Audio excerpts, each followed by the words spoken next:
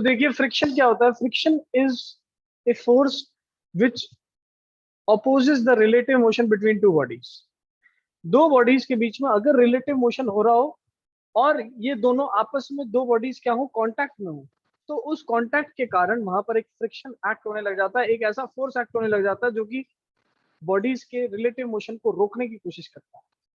जैसे कि आपने अपने हाथों को आपस में जोड़ के ऐसे ऐसे रब करने की कोशिश की, जब आप हाथों को ऐसे जोड़ के आपस में रब करने की कोशिश करते हो तो आपको क्या रेजिस्टेंस फील होता है कि नहीं होता है? होता है, हीट जनरेट होती है उस रेजिस्टेंस के कारण। भाई ऐसा तो होता नहीं बहुत स्मूथली निकल जाते हैं एक दूसरे के ऊपर थोड़ा सा आपको रेजिस्टेंस फील होता है, जितना दबा के करते हो उतना ज्यादा रेजिस्टेंस फील होता है कि नहीं होता? ठीक है, ऐसा क्यों हुआ? ऐसा हुआ because of friction which is acting on. अगर मान लो आपके हाथ बहुत स्मूथ होते हैं तो वहां पर कोई फ्रिक्शन लगता क्या? नहीं। पुरानी चप्पलों में और नई चप्पलों में क्या फर्क होता है? नई चप्पलों में ग्रिप होती है, जब आप चल रहे हो तो कोई दिक्कत नहीं आती, उसके अंदर नीचे डिजाइन होता है। लेकिन जब पुरानी चप्पलों को देखते हैं तो नीचे से कैसी दिखती है? फ्लैट दिखती है, घिसी हुई दिखती है। घिसी हुई दिखती है तो वहां पर ग्रिप नहीं बन पाती। तो basically what is this grip? Grip क्या है? फ्रिक्शन है। ठीक है, क्रिकेट खेलते हैं तो बैट का जो ऊपर वाला पोर्शन होता है उस पर क्या लगाते हैं? ग्रिप लगाते हैं, नहीं लगाते? ग्रिप क्यों लगाते हैं? ताकि उसको पकड़ने में आसानी हो।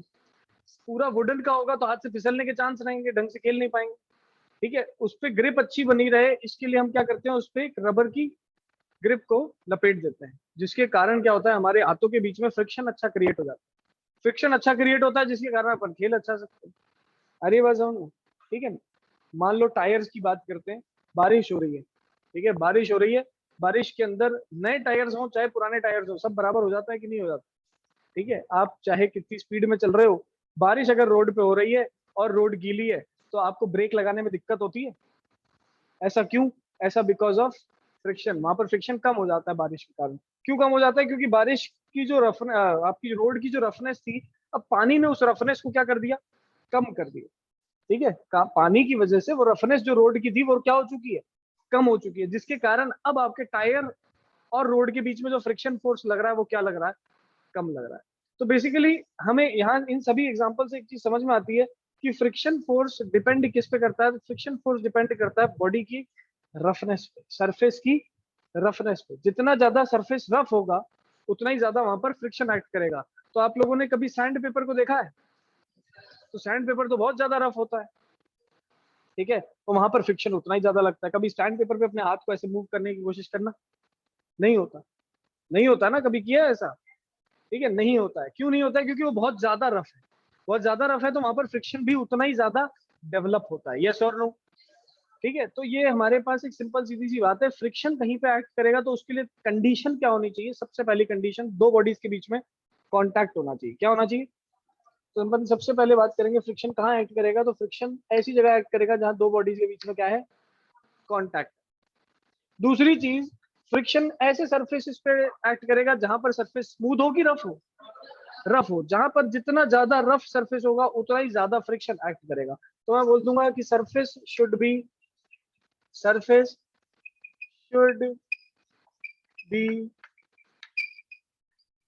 स्मूथ।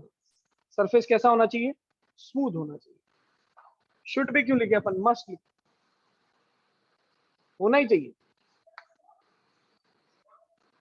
स्मूथ लिख दिया क्या? रफ होना चाहिए। चलिए, ये चीज अपन को समझ में आई। ठीक है, सरफेस मस्ट बी रफ। अगर स्मूथ होगा तो वहां पर नहीं एक्ट करेगा। लेकिन मजे की बात एक और बताते हैं, अगर दो कांच अपन ले लें और उनको आपस में जोड़ दें, दो कांच के पीसेस अगर आपके पास घर के अंदर कभी दिखें तो आप उन दोनों पीसेस को एक दूसरे पे ऐसे स्लाइड कर देना और ऐसे चिपका देना, फिर उनको एक दूसरे पे स्लाइड करने की कोशिश करना नहीं होती। ठीक है, कभी भी ऐसा देखने को मिले आप करने की कोशिश करना, दो कांच के पीसेस लेना और उन दोनों को एक दूसरे के ऊपर ऐसे प्लेस करना, बिल्कुल दबा देना, फिर ऐसे स्लाइड करने की कोशिश करना, वो नहीं होंगे क्योंकि वहां पर फ्रिक्शन इनफाइनाइट हो जाता है।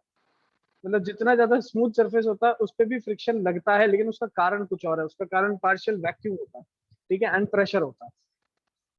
लेकिन हमें इतना याद रखना है दैट सरफेस क्या होना चाहिए? रफ होना चाहिए। जितना ज्यादा सरफेस रफ होगा उतना ही ज्यादा बॉडी पे फ्रिक्शन फोर्स एक्ट करेगा। आपने देखा होगा हमारे घरों के जो रैंप्स होते हैं उस रैंप पे गाड़ियों के फिसलने के चांस ज्यादा होते हैं, लेकिन रोड पे ऐसा नहीं होता। क्यों? क्योंकि जो घरों के रैंप है वहां पर पत्थर यूज किया जाता है, टाइलें यूज की जाती हैं, जिसके कारण वहां पर फ्रिक्शन क्या रहता है, कम रहता है, फ्रिक्शन कोफिशिएंट कम रहता है। लेकिन वही चीज अगर मैं रोड पे बात करूंगा तो रोड पे फ्रिक्शन कोफिशिएंट क्या रहेगा, ज्यादा रहेगा, फ्रिक्शन ज्यादा एक्ट करेगा because of the roughness of the road. Yes और नो? ठीक है, तो आपको ये चीज ध्यान रखनी है, फ्रिक्शन कैसे एक्ट कर रहा है। तीसरी चीज, भाई फ्रिक्शन के एक्ट करने के लिए हमें दो बॉडीज के बीच में रिलेटिव मोशन होना जरूरी है। दो बॉडीज के बीच में रिलेटिव मोशन होना बहुत जरूरी है। अगर रिलेटिव मोशन नहीं होगा दो बॉडीज के बीच में तो वहां फ्रिक्शन एक्ट नहीं करेगा। अब मुझे बात बताओ कि ये टेबल मैंने रखा हुआ है, उस टेबल के ऊपर ये चेयर रखा हुआ है और ये टेबल ग्राउंड पे है, क्या इनके बीच में अभी कोई फ्रिक्शन फोर्स एक्ट कर रहा है क्या? नहीं। कब करेगा? जब मैं इसको धकेलने की कोशिश करूँ, जब मैं इसको स्लाइड करने की कोशिश करूंगा। अब एक गाड़ी खड़ी है रोड पे, तब तो फ्रिक्शन नहीं लग रहा ना उसको, लेकिन जब वो चलने लगेगी तो फ्रिक्शन पीछे की डायरेक्शन में लगना शुरू होगा। मतलब दो बॉडीज के बीच में, जिनके बीच में कांटेक्ट था, उन दोनों के बीच में क्या होना चाहिए? अब मैंने अपने हाथों को ऐसे बस जोड़ के रखा हुआ है, क्या फ्रिक्शन लग रहा है? अब जब मैं आपस में इसको मूव करूंगा फिर क्या होगा? फ्रिक्शन। समझ में आ रही है बात? क्लियर है? दो बॉडीज के बीच में रिलेटिव मोशन हो, चाहे रिलेटिव मोशन का body on the verge of relative motion, मतलब जस्ट चलने वाली है, तो बॉडी के ऊपर क्या लगेगा? फ्रिक्शन फोर्स एक्ट करेगा। यस और नो? क्लियर है? अब फ्रिक्शन फोर्स कैसे एक्ट करता है उसकी बात करते हैं। फ्रिक्शन फोर्स के एक्ट करने के दो रीजन होते हैं, ध्यान से देखिए। एक ही होता है, सबसे मेजर रीजन जो है वो अपन सबसे पहले पढ़ने जा रहे हैं। ये ब्लॉक है और इस ब्लॉक को मैंने ग्राउंड पे रखा हुआ है। ध्यान से देखना क्या बताने जा रहा हूँ, बहुत इंपॉर्टेंट चीज है। ये ब्लॉक है, इस ब्लॉक को मैंने ग्राउंड पे रखा हुआ है। मैंने देखा कि ये ब्लॉक भी कुछ रफ था और जो ग्राउंड है वो भी क्या है? रफ।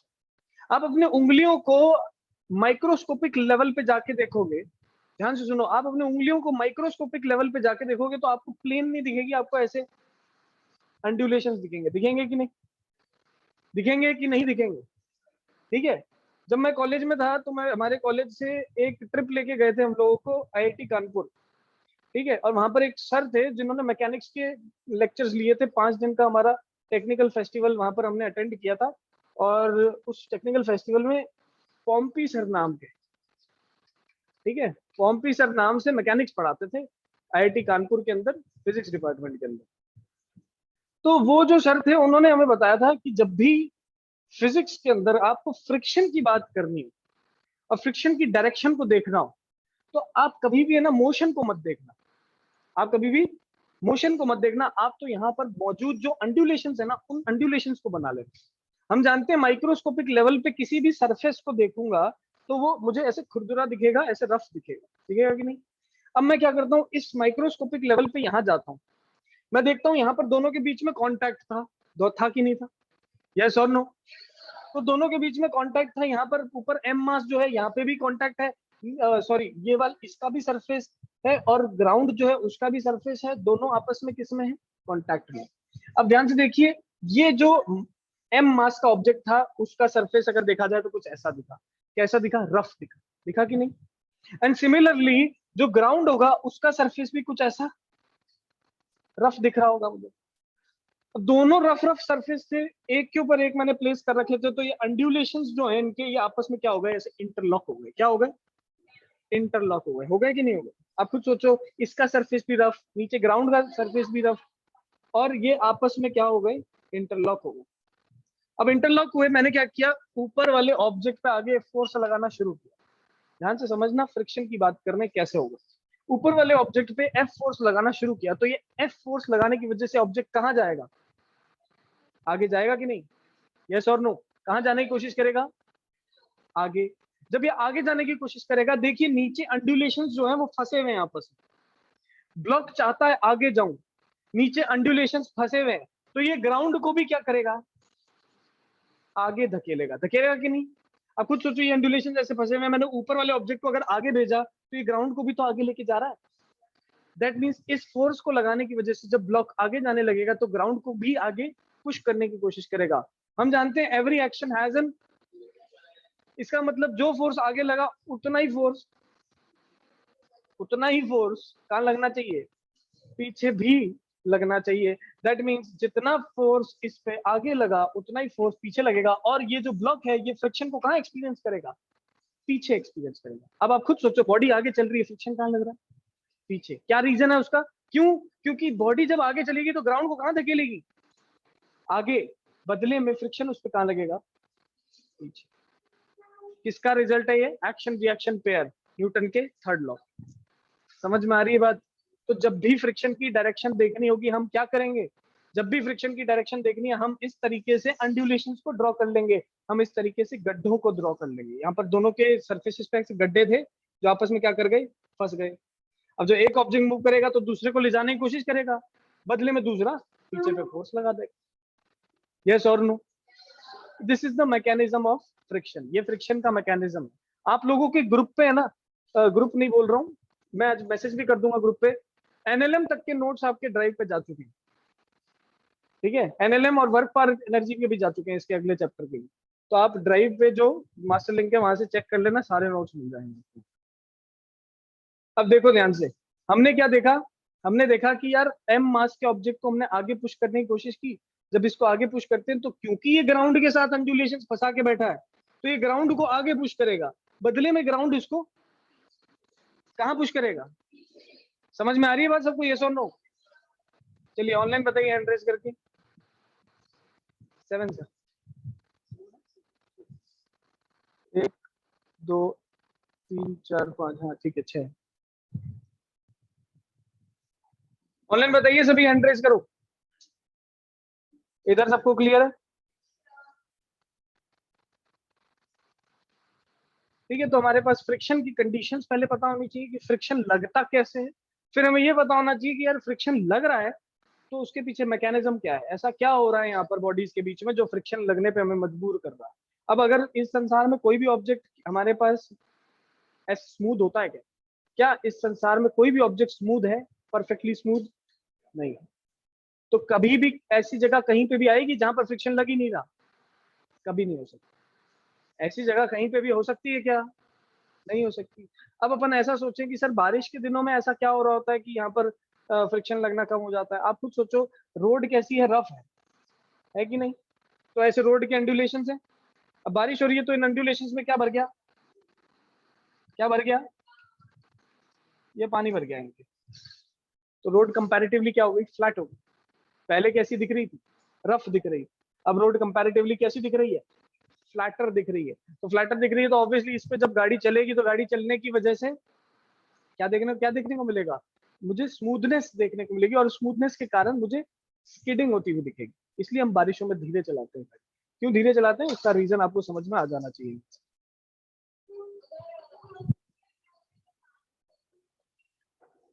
हाँ, यही रीजन है, क्योंकि हर सरफेस रफ है। अब पानी आप वहां पर डाल दो, अब आप वहां पर पानी डाल दो, पानी डालने पे क्या होगा, ये गड्ढे जो हैं ये भर जाएंगे, भर गए तो कंपैरेटिवली सरफेस स्मूथ हो गया, सही है। दूसरा क्या है, पानी जो है, पानी किसी भी फ्लूइड की अगर बात करें तो वो लेयर्स के फॉर्म में एग्जिस्ट करता है, ठीक है। लेयर्ड स्ट्रक्चर जब भी होता है ना, आप लोगों ने ग्रेफाइट के बारे में सुना है, लेयर्ड स्ट्रक्चर होता है ग्रेफाइट का। ग्रेफाइट कहाँ यूज किया जाता है, लेड नहीं होता, ग्रेफाइट ही यूज होता है, सही बात। ग्रेफाइट, ग्रेफाइट हम यूज करते हैं क्योंकि उसका लेयर्ड स्ट्रक्चर होता है, तो उसको मशीन के अंदर ऑयल जितना भी डलता है उस ऑयल के अंदर अपन ग्रेफाइट यूज करते हैं, उसका कंपाउंड यूज करते हैं। तो जहां कहीं पे भी लेयर्ड स्ट्रक्चर होता है ना, तो खुद सोचो एक लेयर दूसरी लेयर पे मूव करना आसान होता है ना, खुद सोचो आसान होगा कि नहीं होगा। आप अगर मैं 2 पेज ले लूं और एक पेज को दूसरे पेज पे मूव कर रहा हूँ तो मूवमेंट आसान दिखेगा, ठीक है। लेकिन अगर मैं यहीं पे कोई 2 अलग ऑब्जेक्ट्स ले लूं तो मूवमेंट मुझे डिफरेंट दिखता है। लेयर्ड स्ट्रक्चर का मूवमेंट एक दूसरे पे बहुत आसान होता है, पानी लेयर्ड स्ट्रक्चर में मिलता है तो पानी का फ्लो जो है वो बड़े आराम से हो जाता है। क्या कभी यहाँ पर टेबल का फ्लो होता है क्या, नहीं होता। क्यों, क्योंकि ये लेयर्ड स्ट्रक्चर है क्या, नहीं, इसका तो एक डेफिनेट शेप साइज वॉल्यूम है। अब इसको एक जगह से दूसरी जगह ले जाना है तो मेहनत करनी पड़ेगी, पानी को एक जगह से दूसरी जगह ले जाना है तो मेहनत करनी है क्या, आप स्लोप बना दो, एक अपने आप चला जाए। क्यों, क्योंकि वो कैसे स्ट्रक्चर है, लेयर्ड स्ट्रक्चर। ग्रेफाइट भी लेयर्ड स्ट्रक्चर होता है जिसको हम इंजन ऑयल्स में यूज करते हैं लुब्रिकेशन के लिए। इसके लिए अब लुब्रिकेशन अल्टीमेटली कर क्या रहा है, फ्रिक्शन को ही तो कम कर रहा है। लुब्रिकेशन अल्टीमेटली क्या करेगा, फ्रिक्शन को कम करेगा। आप खुद सोचो, आपका मैकेनिकल डिवाइस है, अंदर सिलेंडर है, वो सिलेंडर ऐसे अप एंड डाउन, किसकी वजह से, अंदर गैसेस हैं, गैसेस कैसे फॉर्म हो रही है, पेट्रोल जा रहा है, उसका कंबस्शन हो रहा है, गैसेस फॉर्म हो रही है, और जो सिलेंडर है वो एक्सपांड कर रहा है कि नहीं, फिर वो नीचे आता है, फिर सिलेंडर ऊपर जाता है।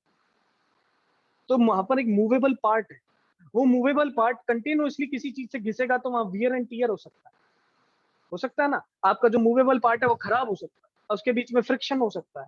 उस फ्रिक्शन को कम करने के लिए हम अंदर क्या लगाते हैं, इंजन ऑयल इंसर्ट कर देते हैं। और इंजन ऑयल क्या क्रिएट करता है, लुब्रिकेशन क्रिएट करता है।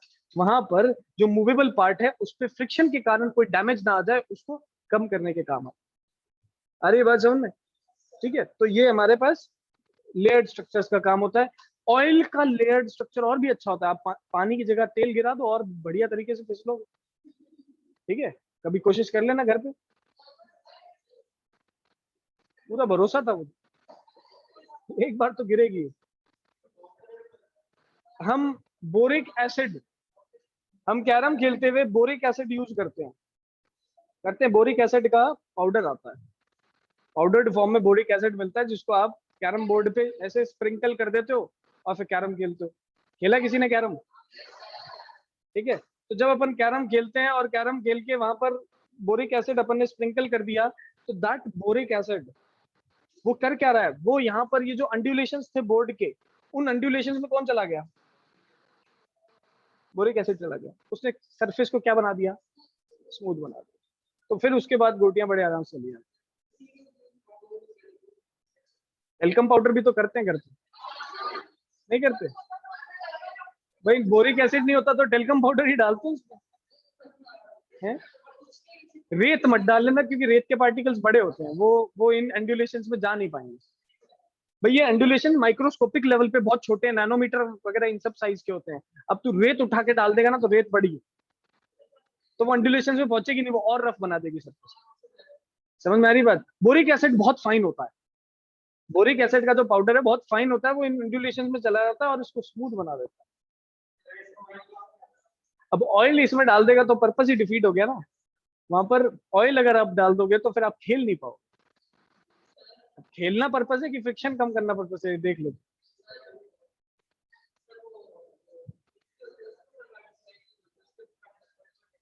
क्या, बजरी, बजरी पे कहां से फिसलती है, कौन सी बजरी पे फिसला है तू जाके बोले। वहां पर फिसलती नहीं है गाड़ी, जब आप बाइक किसी बजरी पे रेत पे से लेके जाते हो ना, वो धस जाता है।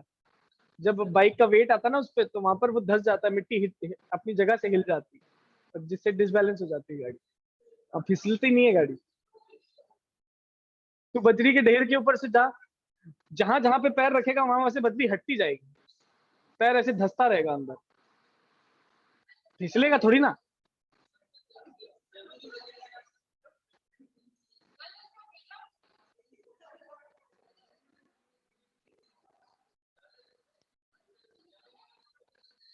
क्या,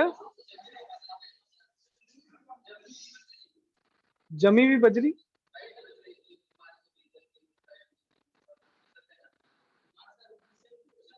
जा जा फिसल के। जमी हुई बजरी नहीं होती वो, उसमें मॉइस्चर कंटेंट होता है। अब किसी चीज में मॉइस्चर आ जाएगा, पानी आ जाएगा, तो वो क्या करता है, क्या कर रहा है यहाँ पर पानी, क्या कर रहा है, क्या कर रहा है पानी, अरे लॉक नहीं कर रहा, फ्रिक्शन को कम कर रहा है। मुझे नहीं पता चला।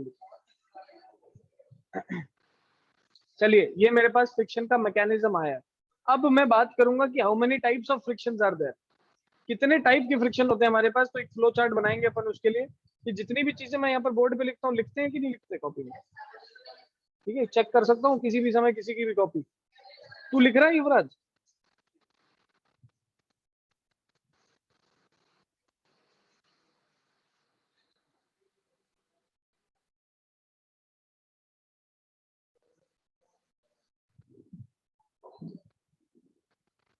नेक्स्ट आता है टाइप्स ऑफ फ्रिक्शन। तो इसके अंदर अपन एक फ्लो चार्ट के हेल्प से इसको पढ़ लेंगे। टाइप्स ऑफ फ्रिक्शन में सबसे पहले इस तरफ मैं लिख रहा हूँ इंटरनल फ्रिक्शन,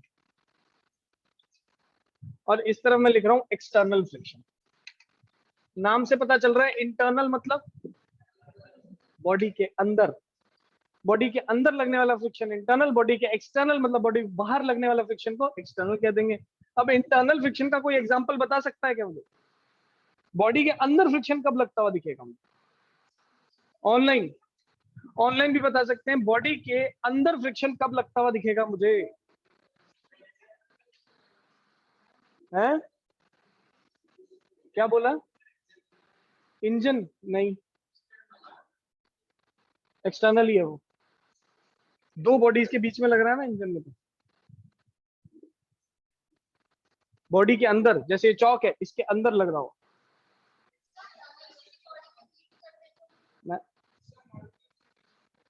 है। हाँ सही कह रही है बिल्कुल। फिर आगे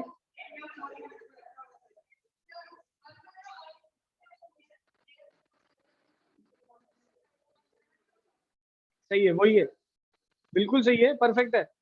मान लीजिए मेरे पास एक ग्लास है, इसके अंदर मैंने पानी भर दिया और दूसरे ग्लास में मैंने हनी भर दिया। एक में मेरे पास हनी है शहद और एक में पानी है, दोनों को उल्टा कर दिया, दोनों को उल्टा कर दिया, कौन आराम से जाएगा? लेकिन शहद नहीं जाएगा, क्यों? गाढ़ा है। क्योंकि शहद के लेयर्स के बीच में जो फ्रिक्शन लगता है वो ज्यादा लगता है, और पानी की लेयर्स जो है उनके बीच में जो फ्रिक्शन लगता है वो कम लगता है। अरे बात समझ में? तो ये चीज डिपेंड करती है, जब बॉडी के अंदर ही मॉलिक्यूल्स के पास में, मतलब एक दूसरे मॉलिक्यूल्स के बीच में अगर फ्रिक्शन लगना शुरू हो जाए तो उसको क्या बोलेंगे? Internal friction. बेसिकली कहाँ देखने को मिलता है? फ्लूइड्स के अंदर देखने को मिलता है। कहाँ देखने को मिलता है?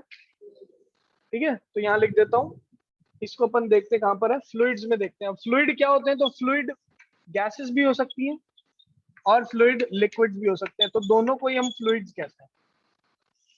ठीक है, और फ्लूइड्स के अंदर लगने वाले इंटरनल फ्रिक्शन को एक और नाम से जाना जाता है, विच इज नोन एज, क्या बोलते हैं? विस्कोसिटी। किसी भी मटेरियल के विस्कोसिटी की बात अगर करी जाए, दैट मींस इंटरनल लेयर्स के बीच की फ्रिक्शन की बात की जा रही है।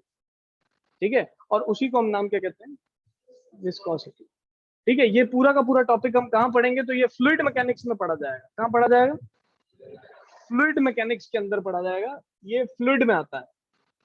अब ये फ्लूइड मैकेनिक्स हमारा मैकेनिक्स का लास्ट टॉपिक है, 10वां नंबर चैप्टर, तो बहुत लेट आने वाला है ये चैप्टर, हालांकि बहुत अच्छा और बहुत इंपॉर्टेंट चैप्टर भी होता है। ठीक है, बहुत इंटरेस्टिंग टॉपिक भी होता है। अब आता है अपने पास एक्सटर्नल फ्रिक्शन। नेक्स्ट आता है मेरे पास एक्सटर्नल फ्रिक्शन। इंटरनल फ्रिक्शन की बात तो अपन कर चुके हैं, नेक्स्ट अपन देखते हैं एक्सटर्नल फ्रिक्शन। एक्सटर्नल फ्रिक्शन में कितने टाइप के फ्रिक्शन होंगे? सबसे पहले मैं लिखूंगा स्टैटिक फ्रिक्शन। क्या लिखूंगा? Static friction. क्या लिखूंगा? स्टैटिक। स्टैटिक फ्रिक्शन नाम से पता चल रहा है, स्टैटिक का मतलब क्या हुआ? रेस्ट। बॉडी रेस्ट पे है लेकिन बॉडी पे फ्रिक्शन लग रहा है, तो उस टाइप की फ्रिक्शन को क्या कहेंगे? मतलब एक रोड साइड एक गाड़ी खड़ी है या एक ट्रक खड़ा है, आपने जाके उस ट्रक को धक्का देना शुरू कर दिया,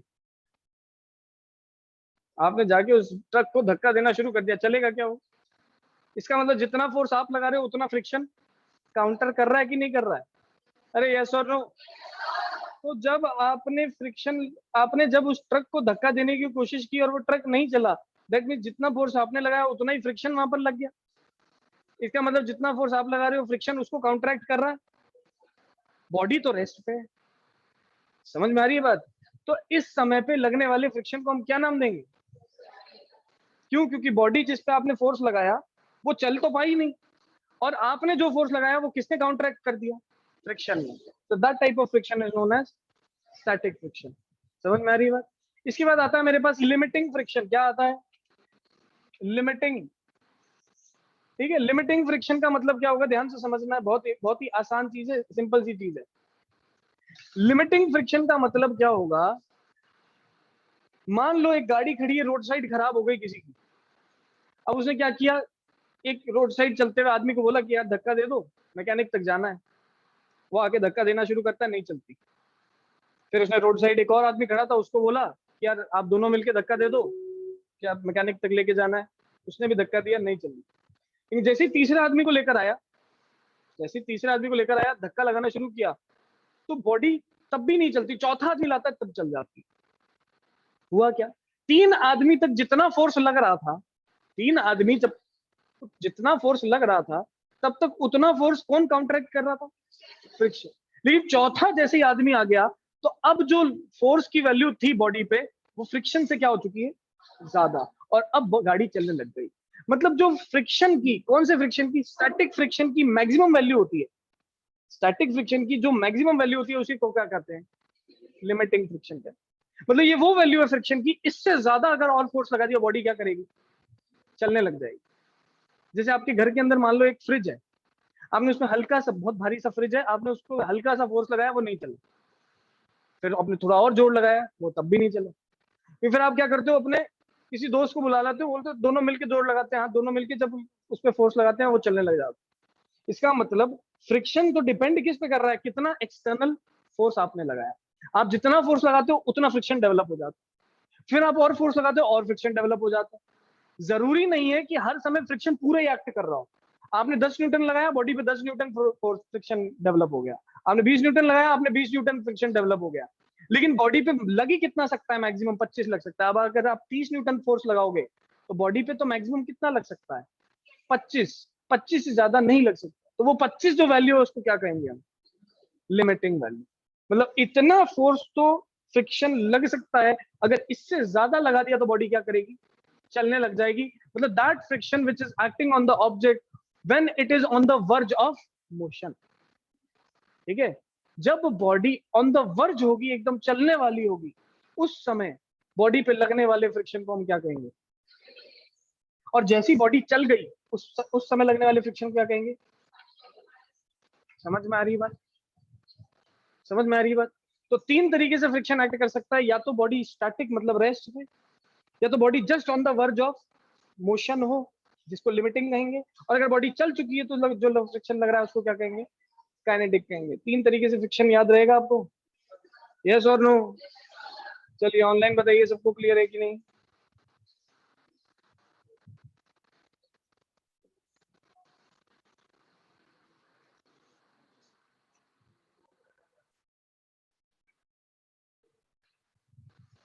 अब मेरे पास करेगा बाद में देखेंगे। मास वास नॉर्मल पे करता है, मास पे नहीं करता। किस पे करता है? नॉर्मल पे।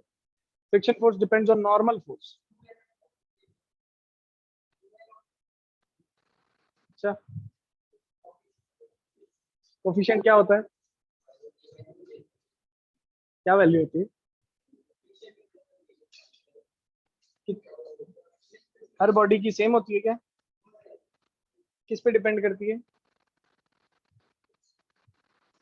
पढ़ा दिया मैंने ना? पढ़ा दिया मैंने। आगे मत भाग, ऐसे ऐसे सवाल पूछूंगा, सब ऊपर से निकल जाए। सही बता रहा हूँ। जब समय आएगा तब समय पे पढ़ना। तो म्यू एन होती है। अब वो म्यू किस पे डिपेंड करता है? कांस्टेंट क्वांटिटी होती है म्यू। म्यू के और म्यू एस में क्या रिलेशन होता है बता? म्यू के एंड म्यू एस में क्या रिलेशन है बता? व्हाट इज म्यू के और स्टैटिक, इनके बीच में क्या रिलेशन है? तो तू दिमाग क्यों लगा रहा है क्लास में? होशियारी क्यों कर रहा है? डेढ़ होशियार मत बन क्लास में। मैं ढाई हूँ।